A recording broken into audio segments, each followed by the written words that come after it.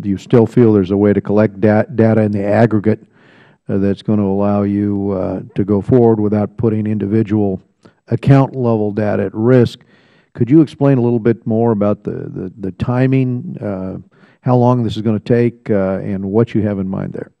Well, first and foremost, it will take whatever time it requires, and part of that will be decision as to whether we build a new system or not. One of the things we are doing, Congressman, is looking closely at the other information we have, the information we pull down from firms before exams, and the information that is available from our financial reports, and reach a decision.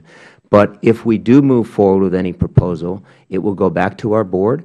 It will be put out as a new notice to the industry and to other segments, investors and the like, and all of that will be done with a public comment period before we make a decision, before the board makes a decision as to whether to file the rule with the SEC. Thank you, so Mr. Ketchum. I would say it will take a considerable amount of time. And then the short question I was going to ask you here about this United Kingdom rule that was implemented there last year to ban commission payments from mutual funds to brokers. And some of the statistics on that, about 310,000 clients stopped being served by their brokers because their wealth was too small for the broker to advise profitably, and then you had another 60,000 investors who were not accepted as new clients since then for that same reason. And I was going to ask you, are these statistics concerning, and do you believe that the Labor Department's fiduciary duty proposed rule could lead to some similar impacts here? Well, I think the statistics are certainly concerning and should be part of the review of the Labor Department's rule. We are still in the process of reviewing the rule.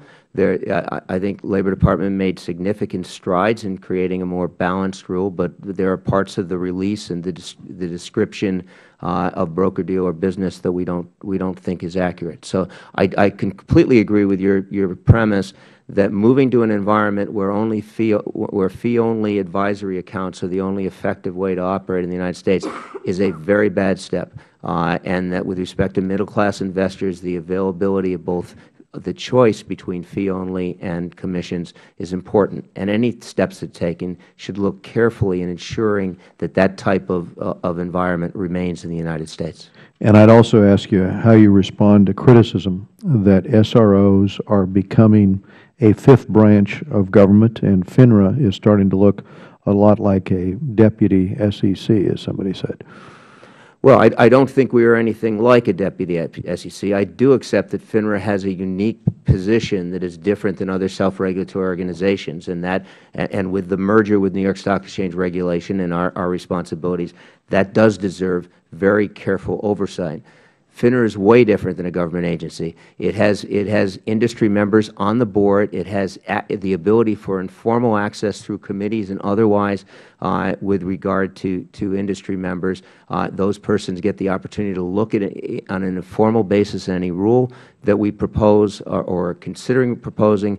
We respond to those comments, and we also pass those comments on to our board. So I think what FINRA is a independent organization that is informed in a very effective way from the standpoint of industry concerns. Let me ask you one last question. It appears that we're moving towards expansive quasi or direct government regulation in retail securities markets, and I was going to ask if you think similar regulation is needed for private trading platforms known as dark pools, or is there a difference, in your view, between regulation of retail markets and areas where sophisticated institutional investors are the market participants?